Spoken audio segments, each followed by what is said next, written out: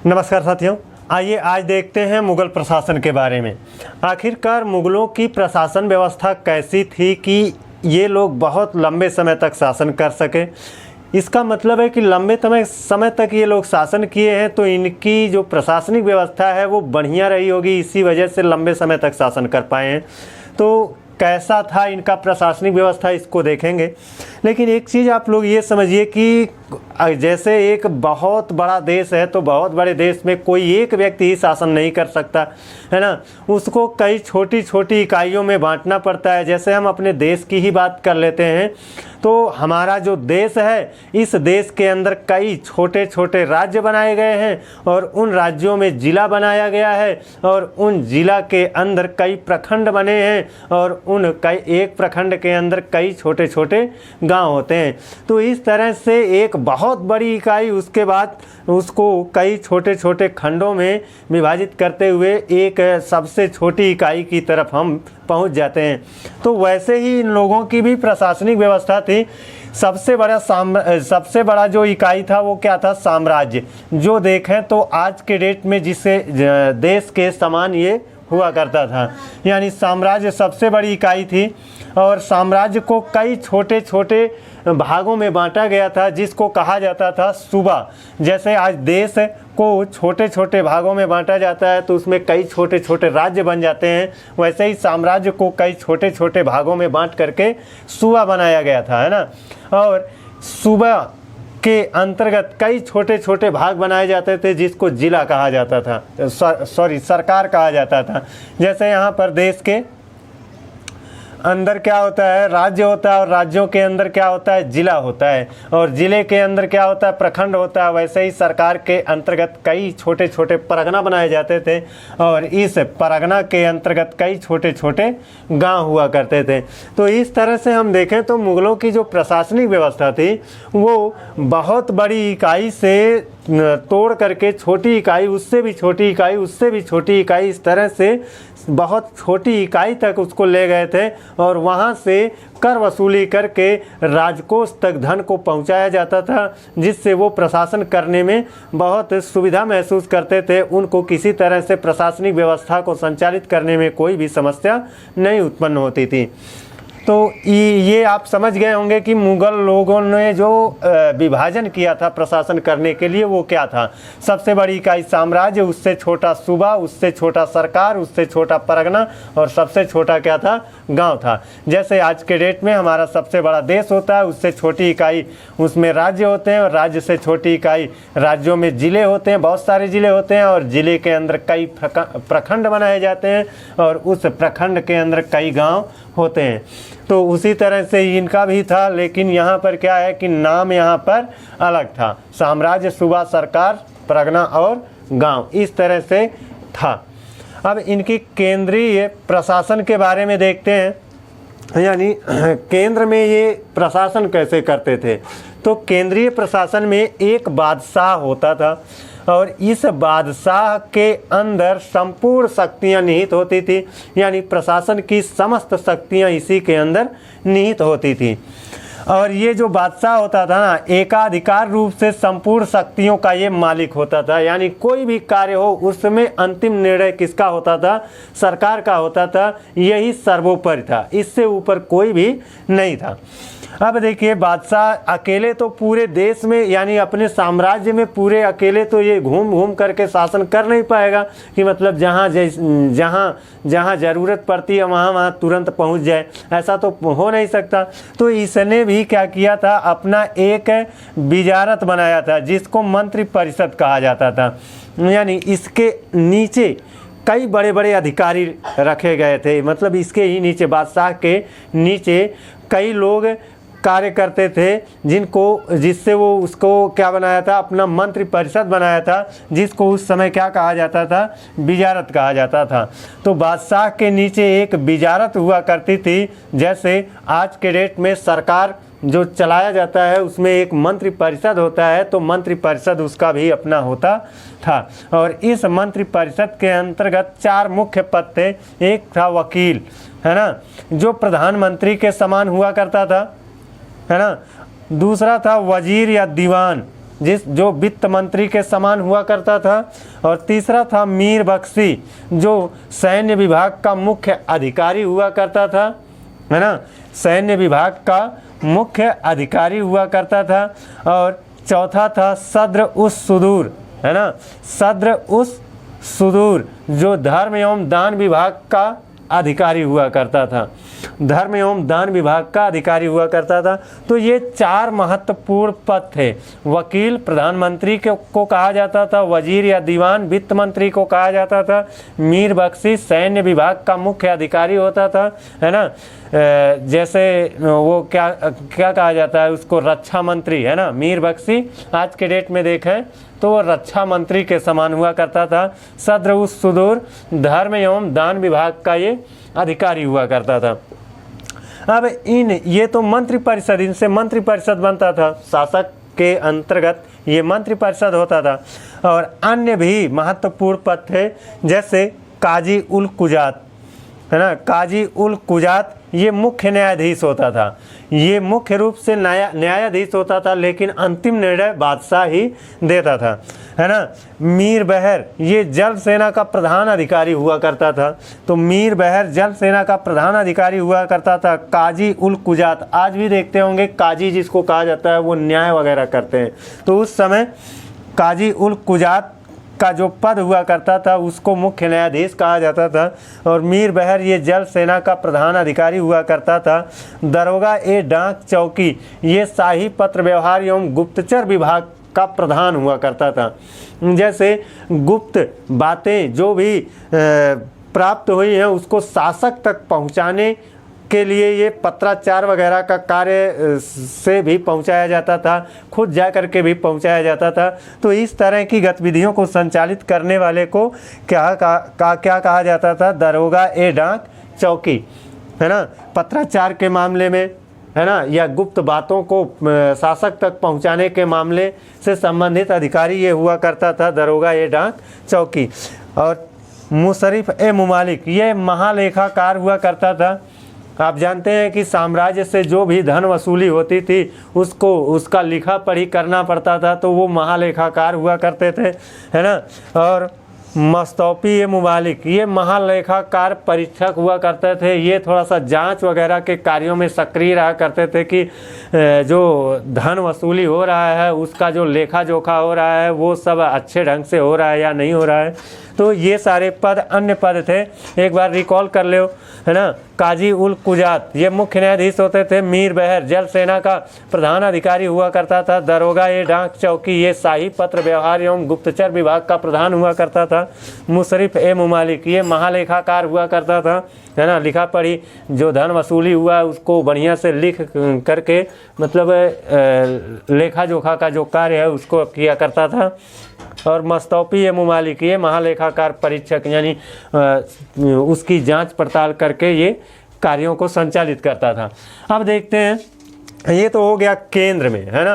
अब केंद्र से अब आते हैं कहाँ पर, राज्य में, यानी प्रांतीय स्तर। आप जानते हैं कि जो साम्राज्य होता था यही केंद्र होता था और इसके अंतर्गत कई सूबा होते थे, वही सूबा क्या कहलाते थे, प्रांत कहलाते थे। तो प्रांतों में शासन व्यवस्था कैसी रही होगी, है ना।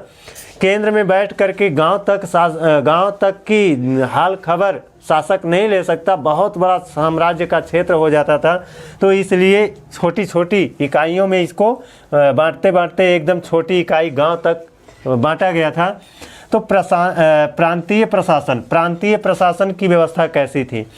आप जानते हैं कि जैसे आज के डेट में हमारे देश में एक केंद्र है और उस केंद्र के अंतर्गत कई राज्य हैं और राज्यों में क्या बनाए गए हैं, एक सीएम बनाए गए हैं। उसी तरह से प्रांतों में क्या हुआ करते थे, प्रांत जिसको सूबा कहा जाता था, क्या कहा जाता था, सूबा कहा जाता था। और उसी सूबा के जो मुख्य हुआ करते थे, है ना, और मुख्य अधिकारी जो हुआ करते थे उसको कहा जाता था, मुख्य अधिकारी को सूबेदार कहा जाता था, जो आज के डेट में राज्य के सीएम यानी मुख्यमंत्री के समान हुआ करते थे। और ऐसा कहा जाता है कि शासक के परिवार से ही ये सूबेदार नियुक्त किए जाते थे, है ना। और औरंगजेब के शासनकाल में सबसे अधिक सूबे थे। देखिए जो प्रशासनिक व्यवस्था है, प्रशासनिक व्यवस्था के संदर्भ में ये कहा जाता है कि प्रशासन व्यवस्था की जो शुरुआत हुई थी मुग़लों में, वो अकबर के शासनकाल से हुई थी, है ना। जो बाबर था और हुमायूं था, इन दोनों ने प्रशासनिक क्षेत्र में ध्यान नहीं दे पाए, क्योंकि जो बाबर था वो तो लंबे समय तक जी नहीं पाया, 4 साल तक ही शासन कर पाया, प्रशासनिक सुधार में वो ध्यान नहीं दे पाया। और दूसरा था हुमायूं, वो तो पूरा जीवन लड़खड़ाता ही रहा, है ना, तो वो भी प्रशासनिक कार्यों में ध्यान नहीं दे पाया। अंततः जो प्रशासनिक व्यवस्था आती है वो तो अकबर के शासनकाल से वो शुरू हुआ, और अकबर के शासनकाल से शुरू होकर बढ़ता ही गया, और औरंगजेब के शासनकाल तक 20 सूबा हो चुका था। अब ये जो सूबे में जो सूबेदार हुआ करते थे, यानी जो सीएम हुआ करते थे, आज के डेट से हम तुलना कर रहे हैं कि जैसे आज के डेट में सीएम है वैसे ही सूबेदार हुआ करते थे, है ना। तो सूबेदार प्रायः बादशाह के परिवार से होते थे। इस चीज़ को तो मैंने अभी अभी बताया, है ना। बादशाह अपने भाई को या फिर अपने लड़के को या अपने भाई के लड़के को, ऐसे ही अपने ही परिवार के किसी सदस्य को नियुक्त करता था सूबेदार के रूप में। आप जानते हैं सूबेदार कोई मामूली व्यक्ति नहीं होता है, एक सूबा का वह मालिक होता है। जैसे एक राज्य का मालिक एक सीएम होता है, वैसे उस समय एक सूबे का मालिक हुआ करता था। तो वहाँ पर किसी अन्य व्यक्ति को नहीं, शासक अपने ही परिवार के किसी सदस्य को नियुक्त करता था। अब एक सूबा है, वहाँ पर धन उगाही के लिए या धन वसूली के लिए जो कार्य है वो भी जटिल एक प्रक्रिया थी, इसीलिए वहाँ पर भी दीवान का एक पद दिया गया था, जो कि राज्य स्तर पर दीवान हुआ करते थे। यहाँ पर एक वजीर या दीवान का पद हुआ करता था, जिसको वित्त मंत्री कहा जाता था, वो तो केंद्र स्तर पर था, है ना। लेकिन यहाँ पर जो दीवान हुआ करता था, है ना, वो सूबे का स्तर का यानी राज्य स्तर का वित्त अधिकारी हुआ करता था, है ना।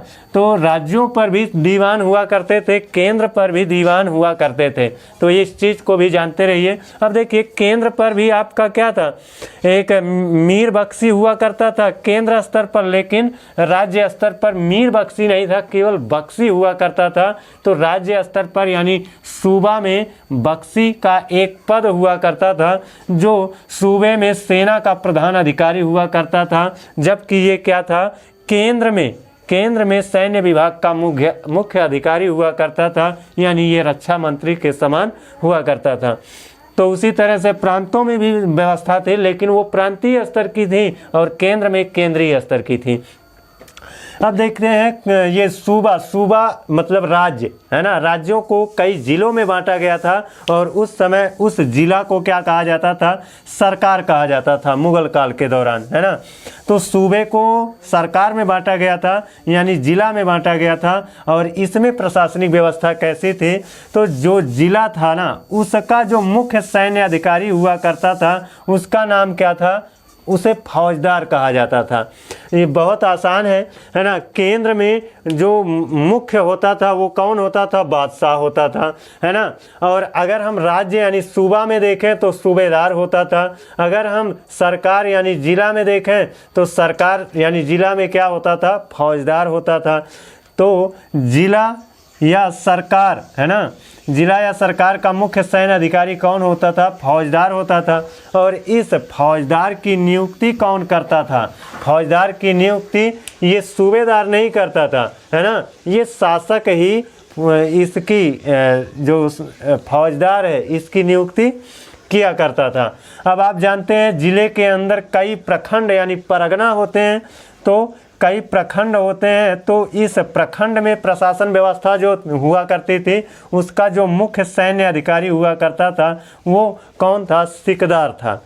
वो कौन था, सिकदार था। और अब इससे छोटी इकाई जो हुआ करती थी वो ग्राम होती थी, यानी गांव होती थी। और इसका जो मुख्य अधिकारी होता था वो ग्राम पंचायत से ही कोई व्यक्ति किया जाता था, है ना, जिसको मुकद्दम या चौधरी या खुद कहा जाता था। आज के डेट में हम अगर उसकी तुलना करें तो ग्राम प्रधान का जो पद हुआ करता था उस समय वही पद मुकद्दम या चौधरी या खुद का हुआ करता था। और ये जो ग्राम प्रधान हुआ करता था प्रशासन तो करता था, लेकिन धन उगाही के लिए क्या किया गया था, ऊपर से एक व्यक्ति नियुक्त किया जाता था जिसको पटवारी कहा जाता था। ये राजस्व उगाही हेतु ग्राम में नियुक्त किया जाता था और ग्राम प्रधान की मदद ले करके ये पटवारी क्या करता था, गांव-गांव से धन उगाही करके उसको ऊपर के स्तर पर पहुंचाता रहता था, ऊपर के स्तर पर पहुंचाता रहता था। और ये यहाँ और ये यहाँ, इस तरह से वो केंद्र में यानी बादशाह के खजाने में वो धन पहुंच जाता था। एक परिवार से ये जो भी धन वसूला गया वो कहाँ पर पहुंच जाता था, शासक के पास पहुंच जाता था। और शासक महत्वपूर्ण जो भी कार्य हुआ करते थे, जो उसके समझ से लगता था कि अच्छा है, उस कार्यों को किया करते थे। तो अब चलिए इसके बाद कुछ बहुत महत्वपूर्ण पॉइंट और भी हैं जिनको जानना और समझना ज़रूरी है, तो उनको भी देख लेते हैं। आइए चलिए अब देखते हैं सैन्य व्यवस्था, राजस्व व्यवस्था और सिक्का से संबंधित कुछ ऐसे महत्वपूर्ण पॉइंट जो कि एग्जाम में पूछे जाते हैं। मुगलों की जो सैन्य व्यवस्था थी वो कैसी थी? आप लोग जानते हैं कि जब अकबर शासन कर रहा था तो उसने एक सैन्य व्यवस्था को लाया था जिसका नाम था मनसबदारी सैन्य व्यवस्था। तो मनसबदारी सैन्य व्यवस्था मुगलों की ये मुख्य सैन्य व्यवस्था थी। अब मनसबदारी व्यवस्था या मनसबदारी प्रथा क्या था, है ना? तो मनसब प्रथा, जो मनसब होता था, इनको पदाधिकारियों को कहा जाता था। तो जो पदाधिकारी हुआ करते थे उनमें जो बड़े पदाधिकारी हैं उनको ज़्यादा सैनिक और जो छोटे पदाधिकारी हैं उनको कम सैनिक रखने की इजाज़त थी। तो इस तरह से जो व्यवस्था थी कि बड़े पद पर रहने वाले को ज़्यादा सैनिक मिलेंगे और छोटे पद पर रहने वाले को कम सैनिक मिलेंगे। तो इस तरह की व्यवस्था मनसबदारी व्यवस्था थी, जो एक प्रकार की सैन्य व्यवस्था थी। यहाँ पर क्लियर कर लीजिए, जैसा छोटा बड़ा पद वैसा ही कम ज़्यादा सैनिक रखने की इजाज़त थी, उसी को कहा जाता था मनसबदारी व्यवस्था। अब देखिए जो सैन्य व्यवस्था थी, उस सैन्य व्यवस्था को यानी सैनिकों को दो भागों में बांटा जाता था। एक वो सैनिक जो शासक के नियंत्रण में रहते थे उनको अहदी कहा जाता था, यानी जो मुग़ल शासक हुआ करता था, बादशाह जिसको कहा जाता था, उसके नियंत्रण में रहने वाली सैनिकों उसके नियंत्रण में रहने वाले सैनिक को अहदी सैनिक कहा जाता था। और शासक कई सूबा, शासक यानी साम्राज्य के अंदर कई सूबा हुआ करता था। इस तरह से शासक कई सूबेदार नियुक्त करता था और उन सूबों के अंदर सूबेदारों के अंतर्गत जो सैनिक रहते थे उनको सूबेदार सैनिक कहा जाता था। तो सैनिकों को दो भागों में बांटा गया था। वे सैनिक जो बादशाह के नियंत्रण में रहते थे उनको अहदी सैनिक, और वे सैनिक जो बादशाह के नियंत्रण में ना हो करके सूबों के नियंत्रण में, सूबेदारों के नियंत्रण में रहते थे, उनको सूबेदार सैनिक कहा जाता था। अब जो सेना थी, है ना, उसके प्रकार को देखा जाए तो सैनिकों के जो प्रकार थे उसमें कई प्रकार देखने को मिलते हैं। जैसे कि घुड़सवार सैनिक हुआ करते थे जो घोड़े पर सवार रहते थे और सैन्य व्यवस्था में मुख्य सैनिक के रूप में यही थे, है ना। मुगलों की सेना में मुख्य सैनिक के रूप में किनको जाना जाता था? घुड़सवार सैनिक ही उसका मुख्य सैनिक हुआ करते थे। और इन घुड़सवारों के अलावा पैदल सैनिक भी रहा करते थे। पैदल सैनिकों में कुछ लोग बंदूकधारी हुआ करते थे जिनको बंदूकची कहा जाता था। और उन पैदल सैनिकों में कुछ सैनिक ऐसे हुआ करते थे जो तलवार लेकर के आगे बढ़ते थे, उनको शमशीरबाज कहा जाता था, उनको शमशीरबाज कहा जाता था। और कुछ सैनिक ऐसे थे जो हाथी पर सवार होकर के चलते थे, यानी हाथी से यात्रा करके युद्ध स्थल तक पहुंचते थे। तो ऐसे सैनिकों को हाथी सैनिक कहा जाता था। और इन हाथी सैनिकों को इसलिए रखा जाता था क्योंकि हाथियों के पास काफ़ी ताकत होती है, तो जहां भी किला वगैरह तोड़ने की ज़रूरत पड़ती थी वो किला तोड़ने के लिए हाथी सैनिक का इस्तेमाल किया जाता था। या फिर युद्ध स्थल में ही खलबली मचाने के लिए, हड़कंप मचाने के लिए कोहराम मचाने के लिए वहाँ पर क्या किया जाता था, इस हाथी सैनिक का इस्तेमाल किया जाता था। अब कुछ सैनिक ऐसे थे जो तोप चलाने में माहिर थे। उनको तोप चलाने के लिए प्रशिक्षण वगैरह दे करके उनको तैयार किया जाता था। तो तोप खाना सैनिक भी हुआ करते थे जो युद्ध में तोप चलाने के काम में प्रयोग में लाए जाते थे। और कुछ सैनिक ऐसे थे जो नौसेना सैनिक के अंतर्गत हुआ करते थे, यानी जल मार्ग से आक्रमण होता है तो जल मार्ग से आक्रमण की दशा में कुछ सैनिक ऐसे तैयार किए जाते थे जो जल में युद्ध कर सकें और स्थितियों को कंट्रोल में लाने का प्रयास कर सकें। तो ऐसी दशा में नौ सैनिक भी हुआ करते थे, लेकिन कहा जाता है कि ये नौ सैनिक मुगलों में सुदृढ़ नहीं दिखाई देते हैं, बहुत अच्छे लेवल पर ये तैयार नहीं थे। कुल मिलाजुला कर ये कहा जा सकता है कि चाहे नाम मात्र का ही नौ सैनिक रहा हो, लेकिन मुगलों के शासनकाल के दौरान नौ सैनिक की भी व्यवस्था की गई थी, भले ही ये सुदृढ़ न रहे हों, है ना। अब देखते हैं मुगलों के राजस्व यानी वित्त वसूली से संबंधित कुछ पॉइंट जिनको जानना और समझना बहुत ज़रूरी होता है। यहाँ से भी क्वेश्चन आते हैं।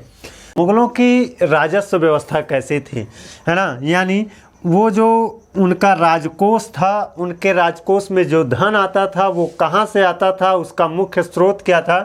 तो जो मुगलों की राजस्व व्यवस्था थी वो भू राजस्व इनकी मुख्य राजस्व व्यवस्था थी, यानी इनको जो आमदनी प्राप्त होती थी वो भूमि से प्राप्त होती थी।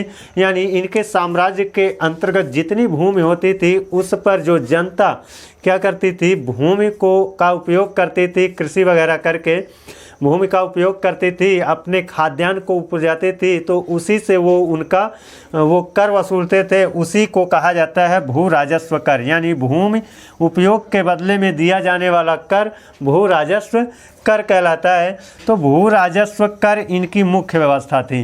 राज्य की आमदनी का सबसे बड़ा यही स्रोत था, है ना। और इनकी भू राजस्व व्यवस्था में दो प्रणाली बहुत महत्वपूर्ण है, एक तो जब्त प्रणाली, दूसरा दहसाल बंदोबस्त। इन दोनों ही प्रणालियों को लागू करवाने वाला जो शासक था वो अकबर था, है ना। जब्त प्रणाली क्या होती है, दहसाल बंदोबस्त क्या होता है, इन दोनों चीज़ों की व्याख्या बाकायदा अकबर के शासनकाल से संबंधित वीडियो में हमने बताया है। उसका लिंक भी इस वीडियो के डिस्क्रिप्शन में हम दे देंगे, आप चाहें तो उसको देख सकते हैं। तो इन मुगलों की जो राजस्व व्यवस्था थी वो भू राजस्व व्यवस्था थी और यही मुख्य था, यही सबसे बड़ा स्रोत उनके आमदनी का था। और इस भू राजस्व व्यवस्था में दो प्रणालियां प्रचलित थी जो जब्त प्रणाली और दहसाल बंदोबस्त के नाम से जानी जाती थी। इनको भी एग्जाम में बहुत पूछा जाता है। दहसाल बंदोबस्त किस शासक के शासनकाल में शुरू किया गया था, तो अकबर के शासनकाल में। जब्त प्रणाली को भी अकबर के शासनकाल के दौरान ही शुरू किया गया था। अब देखते हैं भूमि के प्रकार, है ना, यानी मुगल शासन काल के दौरान जो भूमि है उसको कई भागों में बांटा गया था। जैसे कि वे भूमि जो प्रतिवर्ष जहाँ पर कृषि होती थी, हर साल कृषि होती थी, खेती होती थी, है ना, वो भूमि इस तरह की थी, उपजाऊ भूमि हुआ करती थी, वहाँ पर लगातार हर साल कृषि की जा सकती थी, तो उसको कहा जाता था पोलज भूमि। उसको क्या कहा जाता था, पोलज भूमि कहा जाता था। लेकिन ऐसा भी देखा जाता है कि एक साल के अंतर पर, जैसे अब की साल हमने क्या किया, भूमि पर कृषि कर ली, तो अगले साल उस पर भूमि पर हम कृषि नहीं कर पाएंगे क्योंकि वो भूमि बहुत उपजाऊ नहीं है, बहुत कमज़ोर भूमि है। तो वो क्या है कि एक साल सुस्ता लेती थी भूमि, यानी इंतज़ार करना पड़ता था। एक साल गैप करके अगले साल पुनः धन उगाही का काम उस पर या फसल लगाते थे, है ना। पुनः एक साल कहने का मतलब एक साल के अंतर पर हम वहाँ पर फसलों को लगाते थे। तो ऐसी भूमि को क्या कहा जाता था, परती भूमि कहा जाता था। और चाचर भूमि एक हुआ करती थी जो एक साल भूमि पर अगर हम फसल उगा लिए तो अगले 3 साल तक वहाँ पर पैदावार फसलों की नहीं होती थी, तो वो 3 साल के बाद पुनः वहाँ पर हम धन उगाही का कार्य कर सकते थे। तो ऐसी भूमि जो बहुत कम उपजाऊ थी वो 3 या 4 साल के गैप पर वहाँ पर कृषि की जाती थी। ऐसी भूमि को चाचर भूमि कहा जाता था। और ऐसी भूमि जो 5 वर्ष तक जिस पर लगातार मतलब फसल उत्पादन नहीं हो पाता था, फसलें नहीं लगाई जा सकती थी, ऐसी भूमि एकदम अनुपजाऊ हुआ करती थी, उसको बंजर भूमि कहा जाता था। कहीं 10 साल, 5 साल, 7 साल के बाद ही उस पर हम खेती कर पाते थे, थोड़ा बहुत उत्पादन हो पाता था तो हो पाता था, नहीं तो वो भी नहीं होता था। तो ऐसी भूमि को बंजर भूमि के अंतर्गत रखा गया था। अब हम देखें यहाँ पर जो किसान लोग, कृषक थे, वो कृषक यानी जो खेती करते थे, वो भी 3 प्रकार की कृषि वहाँ पर किसान लोग हुआ करते थे। ऐसे लोग जो अपने ही गांव, अपने ही क्षेत्र में रह करके किसानी करते थे, खेती बाड़ी करते थे, उनको खुदकास्ट कहा जाता था। और ऐसे लोग जो अपना गांव छोड़ करके थोड़ा दूर जा करके वहाँ पर कृषि करते थे, खेती करते थे, उनको पाही कास्ट कहा जाता था। और ऐसे लोग जो अपने ही गांव में रह करके दूसरों की भूमि को पैसे पर ले करके, कंट्राक्ट वगैरह जिसको कहते हैं, उस पर ले करके कृषि किया करते थे, भूमि पर फसल लगाते थे। यानी दूसरे की भूमि को पैसा दे करके वो पहले ले लेते हैं 2-4 साल के लिए और कहते हैं 4 साल हम यहाँ पर अब धान उगाही करेंगे, यानी खेती बाड़ी करेंगे। तो ऐसे लोगों को कहा जाता था मुजारियन कृषक, है ना। तो ये 3 तरह के कृषक थे। एक खुदकास्ट थे, खुदकास्ट, है ना। दूसरे थे पाही कास्ट और तीसरे थे मुजारियन, है ना। अब देखिए सिक्कों से संबंधित क्वेश्चन, सिक्का से संबंधित बहुत सारे क्वेश्चन हैं जो कि एग्जाम में पूछे जाते हैं, है ना। बाबर, आप जानते हैं कि बाबर मुगल वंश का संस्थापक था। इसके शासन काल के दौरान 2 प्रकार के सिक्के चलाए गए थे। एक सहरूख सिक्का चलाया गया था, जो कि काबुल में जब ये रहा करता था तो काबुल में ये चांदी का सिक्का चलाया था, जो सहरूख सिक्का कहलाता था, है ना। सहरूख सिक्का चांदी का हुआ करता था, काबुल में चलाया गया था बाबर के द्वारा, है ना। और बाबरी सिक्का, ये कांधार क्षेत्र में जब बाबर आया था तो बाबरी सिक्के का प्रचलन इसने किया था, इसने बाबरी सिक्के को चलाया था। तो बाबरी सिक्का और सहरूख सिक्का, इन दोनों सिक्कों को चलाने वाला शासक कौन था? बाबर था, है ना। उसके बाद अगर हुमायूं को देखें तो हुमायूं तो आप जानते हैं पूरा जीवन लड़खड़ाता ही रहा, इसको इतना मौका नहीं मिला शासन के कार्यों में कुछ सुधार लाने का, कुछ नया करने का, है ना। लेकिन ये देखा जाता है कि हुमायूं जब निजाम शाह भिश्ती को आधे दिन के लिए शासक बनाया था, इस भिश्ती ने हुमायूं की मदद की थी और हुमायूं ने क्या किया था, इसको आधे दिन के लिए शासक बनाया था। तो इस निजाम शाह भिश्ती ने चमड़े का सिक्का चलाया था आधे दिन के उस शासन काल के दौरान। तो ये भी कभी कभी पूछा जाता है। हालांकि ये जो निजाम शाह भिश्ती है, ये मुग़ल शासकों के अंतर्गत है, मतलब मुग़ल शासन सत्ता के दौर में ही बीच में ये आया था। आधे दिन के लिए हुमायूं ने शौक से इसको क्या बनाया था, शासक बनाया था, और इसने अपने उसी आधे दिन के कार्यकाल में चमड़े का सिक्का चलाया था। अगर शेरशाह सूरी को देखें तो शेरशाह सूरी ने चांदी का रुपया चलाया था। तो ये बहुत इंपॉर्टेंट है, पूछा जाता है कि रुपया का प्रचलन किस शासक के शासनकाल के दौरान हुआ था। तो शेरशाह सूरी के शासनकाल के दौरान रुपया का प्रचलन आया, जो कि चांदी का हुआ करता था। और इस शेरशाह सूरी ने तांबे का दाम, है ना, यानी एक और सिक्का चलाया था जो कि तांबे का था, जो दाम कहलाता था। अब अकबर के शासनकाल से संबंधित सिक्कों को देखते हैं। तो अकबर के शासनकाल में जो सोने का सिक्का अकबर ने चलाया था, उसको इलाही सिक्का कहा जाता है। आप जानते हैं दीन इलाही धर्म को भी इसने स्थापित किया था और उसी से जोड़ करके इसने क्या किया, एक सिक्का चलाया, सोने का था, उसको इलाही सिक्का कहा जाता था। इसने चांदी का वर्गाकार सिक्का भी चलाया था, जिसको जजाली कहा जाता था, जिसको जलाली सिक्का कहा जाता था, है ना, जिसको जलाली सिक्का कहा जाता था। क्योंकि इसका जो अकबर है, इसको जलाल खां के नाम से भी कभी कभी देखा जाता है कि इसको जलाल खां पुकारी रूप में कहा जाता था। तो इसने अपने नाम से ही जोड़ करके जलाली सिक्का चलाया था। अकबर कुछ सिक्कों पर राम और सीता का चित्रण करवाया था, क्योंकि ये जो अकबर है ये हिंदू धर्म से संबंधित बहुत सारी चीज़ों को का ज्ञान अर्जित किया और हिंदुओं के संपर्क में रहता था, हिंदू धर्म को भी ये बहुत मानता था, इसलिए इसने क्या किया, सिक्कों पर राम सीता का चित्रण भी करवाया था।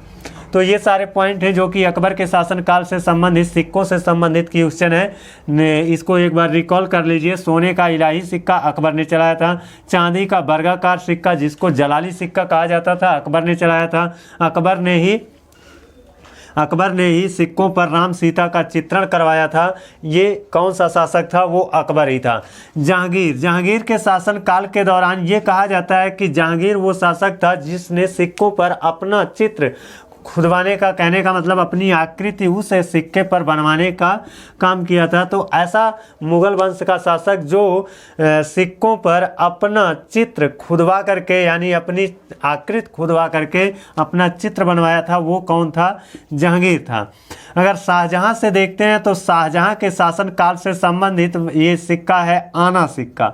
आना सिक्का का प्रचलन शाहजहां के शासनकाल के दौरान हुआ था, इसी ने इसको प्रचलित किया था। जैसे आना में देखा जाए तो पुराने समय में जाएंगे 1 आना, 2 आना, 5 आना, 4 आना, है ना, इस तरह से आना चला करता था। तो आना सिक्के का प्रचलन शाहजहां ने किया था। और औरंगजेब के शासनकाल से संबंधित कौन से सिक्के हैं, है ना, तो औरंगजेब के शासनकाल से संबंधित देखिए, ये कहा जाता है कि औरंगजेब के शासनकाल में सिक्कों की ढलाई बहुत ज़्यादा हुई थी।